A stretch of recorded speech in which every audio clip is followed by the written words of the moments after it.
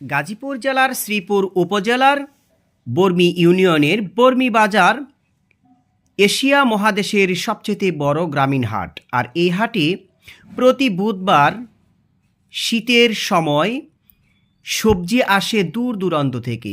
শীতলক্ষ্যা, ক্ষীরু নদী পাশাপাশি হওয়ায় দূর দূরান্ত থেকে শীতের সবজিগুলি নিয়ে ঘাটে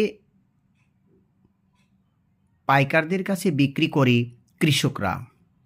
সরাসরি কৃষকরাই এখানে এসে বিক্রি করে, তাই একেবারে টাটকা সবজিগুলি এখান থেকে পাইকাররা কিনে নিয়ে দেশের বিভিন্ন স্থানে নিয়ে যায়।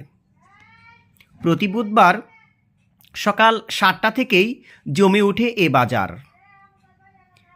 বর্মি বাজারটি গাজীপুর চৌরাস্তা হইতে শ্রীপুর হয়ে বর্মি বাজারে চলে আসতে হবে, যে কোনো ওয়েতেই আসা যায়। বর্মির ঠিক পূর্ব পাশে হলো কাপাসিয়া উপজেলা, আর এই কাপাসিয়া উপজেলায় প্রচুর পরিমাণে সবজি চাষ হয়। পাশাপাশি পাগলা অর্থাৎ গফরগাঁও উপজেলায়ও প্রচুর পরিমাণে হয়। বিদায় হুসেনপুর, গফরগাঁও এবং কাপাসিয়া এই এলাকার বিশাল সবজিগুলি মূলত এখানে আসে। আপনারা এগুলি কোথা থেকে আনছেন? এটা আমরা আনছি টাঙ্গাবার ইউনিয়ন থেকে। টাঙ্গাবার। ওই আপনারা কয় আনছেন এগুলি?